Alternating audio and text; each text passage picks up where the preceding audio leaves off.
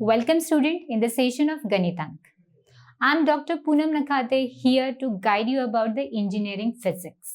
Okay, तो अभी नया सिलेबस आया है according to the education policy of the 2020. So इस सिलेबस में क्या क्या है ये हम थोड़ा डिटेलिंग देखते हैं.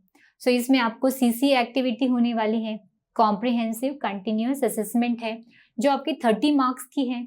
आपकी एंड सेमेस्टर एग्जामिनेशन 70 मार्क्स की होगी, 7 और टर्म वर्क जो होगा दैट इज 25 मार्क्स.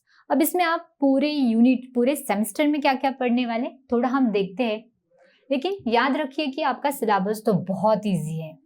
अगर आपको आपका 12th स्टैंडर्ड अच्छे से याद है तो आपका इंजीनियरिंग फिजिक्स का सिलेबस तो बहुत इजी होने वाला है. इसमें जो यूनिट 1 है that is deal with the fundamentals of photonics. Okay, अब फोटोनिक्स मतलब क्या है? Photonics is nothing but the photons. ये किससे डील करते हैं? Photons. Photons is the particles which are having energy is equal to h mu. So उसकी energy होती है एच म्यू.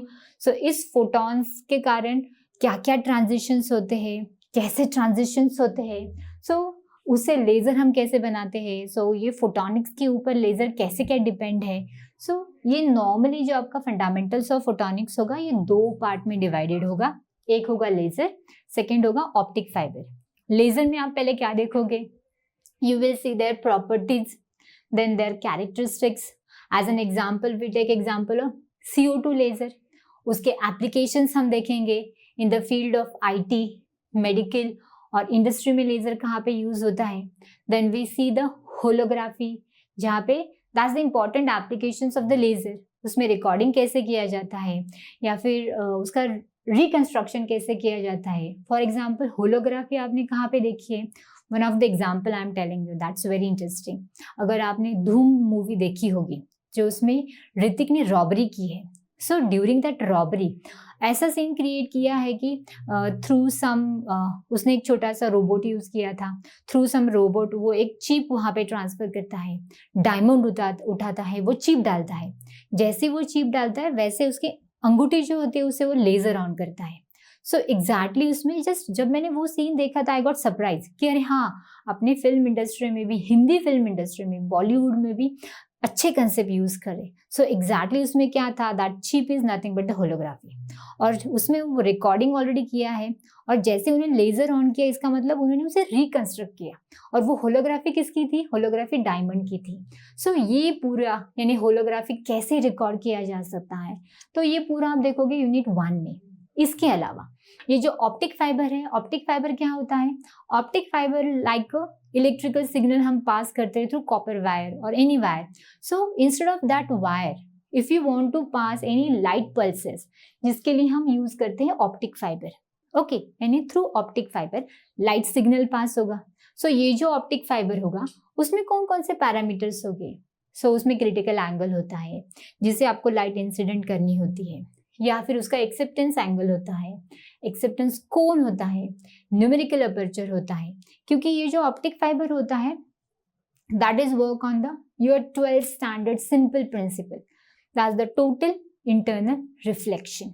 अब आपको ये तो पता है टोटल इंटरनल रिफ्लेक्शन कब होता है, लाइट कब रिफ्लेक्ट होती है थ्रू एनी मीडियम, जब उसका incident angle is always greater than critical angle. ये आपको 12th स्टैंडर्ड में पता है. By using same principle we work on the optic fibre. सारे एप्लीकेशन जो भी ऑप्टिक फाइबर के हैं they are work with the same principle that's the total internal reflection. अब इसमें और क्या क्या देखोगे? ये जो ऑप्टिक फाइबर है वो कौन कौन से टाइप से क्लासीफाई किया जा सकता है, क्योंकि some time we pass the light pulses. अब ये लाइट पल्सेस हम एक लाइट पल्स पास करते हैं, some time multiple light pulses pass करते हैं. So if you are passing single so we called it as the single mode optic fibre. अगर multiple कर रहे हैं तो definitely we called it as the multiple और we can called it as the in that case multi mode optic fibre. So depend on number of lights we are passing, definitely उसका जो construction होगा वो automatically according to the number of mode change होगा. So वो construction कैसे होगा, उसके applications क्या क्या है, उसमें कौन से एटेन्यूएशंस हो गए, क्योंकि लाइट अगर पास करते हैं तो डेफिनेटली उसके सिग्नल में, उसकी इंटेंसिटी में कुछ कमी तो होगी at the output. So that loss is due to कौन कौन से फैक्टर रिस्पॉन्सिबल है, ये पूरा हम देखेंगे इन द यूनिट नंबर 1. और याद रखो ये पूरा यूनिट बहुत ईजी है. If you know the basic behind it, so definitely you will feel that your syllabus is very easy. Okay, then your unit number 2, that's the quantum physics. अब आपने 12th standard में क्या देखा है? आपने 12th standard में एक छोटा सा पार्ट तो उसका देखा है. आपने देखा है वेव मैटर. ओके, और यू कैन से, आप इसे कह सकते हो मैटर वेव. अगर कोई भी ऑब्जेक्ट कंसिडर करो, अगर ये पेन है मेरे हाथ में, आपको ये पेन दिखाई दे रहा है, बट अगर मैं इस पेन को वेरी हाई इंटेंसिटी से मूव करूँ, so it will appear like a wave. So इसका मतलब क्या है, किसी भी object, it can be consider as the particle, it can be consider as the wave, लेकिन उस दोनों के लिए अलग अलग कंडीशंस है. सो ये जो कंसेप्ट है that we called as the matter wave, ये डी ब्रॉगली ने कहा था. उसने हाइपोथेसिस दिया था, उसके बाद उस हाइपोथेसिस को प्रूव किया गया. सो पहले हम हाइपोथेसिस देखेंगे, जो जो एक्सपेरिमेंट्स हुए हैं वो देखेंगे. After that we see about the उसके प्रॉब्लम्स हम देखेंगे. उसके बाद स्क्रॉडिंजर इक्वेशंस देखे थे. वो इक्वेशन टाइम डिपेंडेंट होता है, टाइम इंडिपेंडेंट होता है. उसके बाद हम उसके एप्लीकेशंस देखेंगे. उसके एप्लीकेशंस कहाँ पे यूज किया जा सकता है, क्वांटम मैकेनिक्स टनलिंग होगा, that's one of the applications. Alpha particle decay है, STM में उसका एप्लीकेशन यूज किया जा सकता है. Again we can use in the quantum computing में है, हम उसे यूज करते हैं. So everywhere where the quantum is applicable, ये पूरा मैं आपको बताऊंगी इन the unit number 2.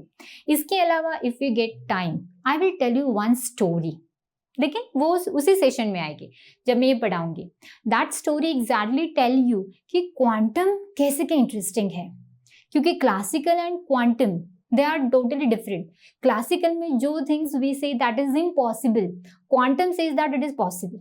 For example, अगर आप consider करो कि एक wall है, पूरा आप एक रूम में हो जहाँ पे विंडो नहीं है, कुछ नहीं है, डोर नहीं है, कुछ भी नहीं है. So definitely classical क्या कहेगा कि आप इससे बाहर आ ही नहीं सकते. Okay, लेकिन quantum क्या कहेगा, definitely आप आ सकते हो. If you apply higher energy on the wall, it will break and you can come out. लेकिन वो एनर्जी बहुत ज़्यादा है, ये अगर आपके लिमिट से बाहर है तो आप नहीं आ सकते हो. So these all are the possibilities. So possibilities and the output, ये जो कंसेप्ट है जो हम इमेजिन करते हैं, so everything it will be come in the unit number 2. यानी क्वांटम के अंदर आता है, लेकिन आपको इतना डिटेलिंग में क्वांटम फिजिक्स नहीं है. सो इतना डिटेलिंग में भी आपको नहीं बताऊंगी, but it is very interesting. Quantum एक सब्जेक्ट फिजिक्स का है जो बहुत इंटरेस्टिंग है. अगर आप इंटरेस्ट से करो तो definitely time machine is the concept which is related with the quantum. Time machine तो पॉसिबल नहीं है, बट क्वांटम से येस इट इज पॉसिबल. अगर आप स्पीड ऑफ लाइट से मूव कर सकते हो तो आप कौन सा भी टनल क्रॉस कर सकते हो, आप कौन से भी यूनिवर्स में जा सकते हो. ये सिंपल कंसेप्ट है ऐसे. Okay, so that is all in your quantum 2, quantum physics, unit number 2. Third one is the wave optics. Yes, this is very, student, really, this is very easy topic. इसमें क्या है, इसमें सिर्फ दो ही concept है. One is the interference and second is the polarization. यानी आपको diffraction नहीं देखना है, अगेन स्कैटरिंग नहीं देखना है, और जो ऑप्टिकल फिनोमिनाज आपने 12th स्टैंडर्ड में देखे, यहाँ पे कुछ नहीं. You just focus on the 2 concept, that's the interference and the polarisation. लेकिन थोड़ा सा और देखेंगे कि इंटरफेरेंस के एप्लीकेशंस क्या क्या है, पोलराइजेशन के एप्लीकेशंस क्या क्या है. फॉर एग्जाम्पल, अगर आपने कंसिडर करो कि इंटरफेरेंस आपको कहाँ पे आप यूज कर सकते हो. अगर आपने एक थिन वायर ली, कंसिडर करो, आप घर में भी ये एक्सपेरिमेंट कर सकते हो. कौन से भी एक थिन वायर कंसिडर करो, और exactly at the centre of this thin wire अगर आप लेजर इंसिडेंट करते हो and if you get the output on the wall, तो आपको इंटरफेरेंस पैटर्न मिलेगा. अगर आप उस पैटर्न का कैलकुलेशन ठीक से करते हो, यानी बिटवीन 2 बैंड विड्थ, अगर आप 2 बैंड के बीच में अगर लेंथ कैलकुलेट करते हो, अगर आपको बैंड विड्थ अगर आप कैलकुलेट कर पाओगे, so definitely there is one formula that I will tell you when I talking about unit number 3. So by putting the values in that formula, you are able to find out the thickness of that wire. अगर आपने hair consider किया instead of your wire, so you can find out the thickness of your hair. आप आपके hair की भी thickness find out कर सकते हो। सो ये सारे एप्लीकेशंस हम देखेंगे when we talk about the interference. Again in polarisations, polarisation में क्या क्या यूनिट है कि पोलराइज लाइट क्या होती है, अनपोलराइज लाइट क्या होती है, या फिर मॉल्स लॉ क्या होगा, उसके न्यूमेरिकल्स हम देखेंगे। Again there is double refraction होता है, सो थ्रू उसमें हम कैल्साइट क्रिस्टल्स यूज कर सकते हैं। सो ये क्रिस्टल क्या है, या फिर हाइजेंस थ्योरी, डबल रिफ्रैक्शंस क्या है, एवरीथिंग, और उसके एप्लीकेशंस क्या है, everything is going to be cover in your unit number 2। इसके अलावा when we talk about unit number 2 और इंटरफेरेंस, उसमें एक इंपॉर्टेंट क्वेश्चन आपको नॉर्मली पूछा जाता है कि interference pattern due to the uniform thickness. अगर कौन सा भी मटेरियल यूज करो, उस पर कोई भी यानी अलग मटेरियल्स होते हैं जिसे आप कोट करते हो, अगर वो कोटिंग अगर यूनिफॉर्म है तो आपको इंटरफेरेंस पैटर्न कैसे मिलेगा and how it is applicable. अब एक सिंपल एग्जांपल मैं देती हूँ। अगर आप कैमरा लेंस यूज करोगे तो कैमरा लेंस के ऊपर कोटिंग होता है which exactly giving you the interference pattern. Normally अगर आप प्रोफेशनल कैमराज की लेंस कंसिडर करोगे तो उसके ऊपर कोटिंग होता है, and if you consider the formation of interference तो नॉर्मली वहां पे diffracted rays after reflection destructive interference form होता है। सो डिस्ट्रक्टिव इंटरफेरेंस का मतलब क्या है, वहां पे इंटेंसिटी मिनिमम होगी। सो इसका मतलब क्या है, देखो अगर आपको अच्छी फोटोग्राफी चाहिए तो आपके कैमरे के लेंस के ऊपर you need the minimum intensity, and जो भी आपको ऑब्जेक्ट का जो भी फोटो लेना है उसके ऊपर आपको मैक्सिमम इंटेंसिटी चाहिए। अगर यही यानी they are creating the same condition just by coating, ये हो गया एप्लीकेशन इंटरफेरेंस का। ऐसे बहुत एप्लीकेशंस है। इफ यू कंसिडर अल्ट्रावायलेट्स, अपनी स्क्रीन कंसिडर करो, सो उसमें भी कोटिंग होता है which give you the protection from UV light. Again, if you consider our specs, again there is coating which is give you the protection from the blue color, because normal ऐसा consider किया जाता है कि blue colour हमें damage करता है अपने eyes को। So this can be the applications of the interference. Okay, so ये सारे एप्लीकेशंस हम यूनिट नंबर 2-3 में देखेंगे। Next one is the semiconductor physics and ultrasonic. अब सेमीकंडक्टर फिजिक्स में सेमीकंडक्टर आप सबको पता है, 12th स्टैंडर्ड में हमने देखा है, P type, N type, intrinsic semiconductor, extrinsic semiconductor, everything, PN diode, ये सब हम यहाँ पे देखने वाले हैं। इसके अलावा एडिशनल हम क्या देखेंगे कि उसमें एक Fermi level, that's the important concept है कि फर्मी लेवल क्या होता है। And if you consider Fermi level, so if you increase temperature या फिर इम्प्यूरिटी, तो उसमें ये फर्मी लेवल एन टाइप में कहाँ पे होगी, पी टाइप में कहाँ पे होगी, एक्सट्रिंसिक सेमीकंडक्टर में कहाँ पे होगी, इंट्रिंसिक सेमीकंडक्टर में कहाँ पे होगी। If you consider PN junction diode, so diode में फर्मी लेवल कैसे चेंज होती है। So everything we will see in the part of semiconductor physics. इसके अलावा we will see the applications of the semiconductor as the solar cell. Definitely solar cell, that's a very simple application. solar cell में क्या होता है, light is incident on the cell and you will get the output, आपको output मिलता है in form of the electrical. So due to photons there is creation of electricity, that's nothing but the photoelectric effect. So ये पूरा हम देखेंगे in case of the your unit number 4 and semiconductor physics. And next part is the ultrasonic. Ultrasonic, it is definitely tell you that's related with the sound. If sound it is having very high frequency, we called it as the ultrasonic. अगर उसकी frequency ज़्यादा है तो definitely they have multiple applications. So हम keyboard cleaning के लिए use कर सकते हैं, हम सोनार में यूज़ कर सकते हैं, जहाँ पे लाइट, जहाँ पे साउंड ट्रांसमिट होता है, after incident from the object वो रिफ्लेक्ट होता है, हम डिस्टेंस कैलकुलेट कर सकते हैं। So everything, minute things we are going to be study in case of the ultrasonic. That's your unit number 4. And your unit number 5 is the physics of nanoparticles and the superconductivity.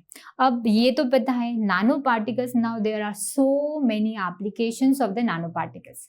Okay, so ये जो nanoparticles हम कहते हैं, nano means their dimension it is in the range of nano 10⁻⁹ metre. So बहुत small होते हैं, लेकिन ये स्मॉल होने के कारण भी उनकी प्रॉपर्टीज अलग है, which make them such a boom in the market for the नानो पार्टिकल्स बहुत सारे एप्लीकेशंस है।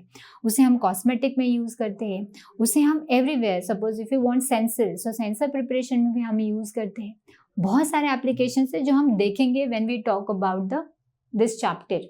अब इसके अलावा आपको प्रॉपर्टीज पता होनी चाहिए कि नैनो पार्टिकल्स के कौन से प्रॉपर्टीज है जो उन्हें इतना फेमस बना रहे हैं। Okay, so that we can use in such a large applications.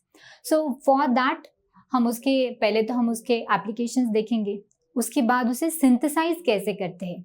सो कौन कौन से methods normally we are using for the synthesize of nanoparticles, तो वो सारे मेथड्स देखेंगे, उसके एप्लीकेशंस देखेंगे in the first part of the unit number 5। And your last part of the unit number 5 is the superconductivity. देखो नाम ही आपको सजेस्ट कर रहा है, superconductivity, that's the superman, the metal which is having superconductivity, बहुत ज्यादा उसमें कंडक्टिविटी होगी, उसे हम कहेंगे सुपर कंडक्टिविटी। अब देखो ये कंडक्टिविटी नॉर्मली अचीव नहीं होती, under some condition of temperature we are achieving और we are making some conductor to conduct highly, जिसे हम कहते हैं सुपर कंडक्टर। अब इस सुपर कंडक्टर के कौन कौन से प्रॉपर्टीज है, सच एज आप कह सकते हो कि मेसनर इफेक्ट या फिर क्रिटिकल मैग्नेटिक फील्ड, जो उसकी प्रॉपर्टीज है that we will first cover. उसके बाद सुपर कंडक्टिविटी के टाइप्स होते हैं, टाइप 1, टाइप 2, सो वो हम देखेंगे। Superconductivity exactly was the main principle for that's the Cooper pair, so वो हम देखेंगे।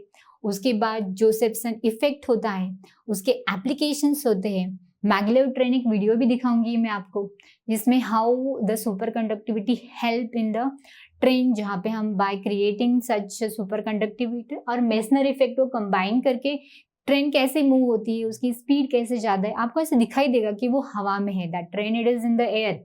लेकिन जस्ट दैट वो आप वीडियो देखने के बाद ही देखो कि वो कितना अच्छा वीडियो है। So everything what I told you, ये सारा हम देखेंगे in your whole syllabus of engineering physics. I think that कि your journey it will be very fantastic और आपको सब कुछ समझ में आएगा with me. Okay student, thank you.